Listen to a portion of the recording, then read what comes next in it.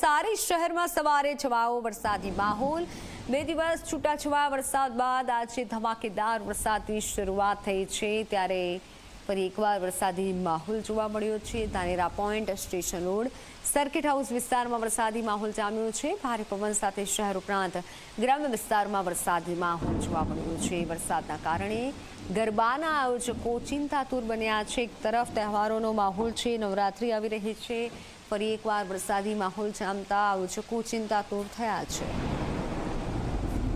2 દિવસ છૂટાછવાયા વરસાદ બાદ આજે ધમાકેદાર વરસાદ થયો છે। પવન સાથે વરસાદી માહોલ જામ્યો।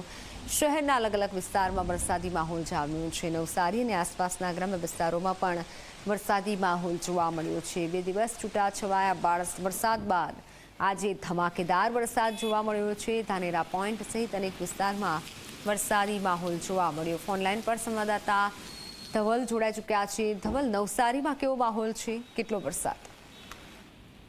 જી, નવસારીમાં સવારથી જે વરસાદી માહોલ બન્યો છે તેના કારણે જે સમગ્ર પંથકમાં જે 2 દિવસથી ઉકળાટ લાગતો હતો એમાં રાહત મળી છે। વરસાદ સવારથી શરૂ થયો છે, સવારે વાદળ હતા અને હવે અત્યારે છેલ્લા 1 કલાકથી જે વરસાદ શરૂ થયો છે તેના કારણે લોકોને રાહત છે।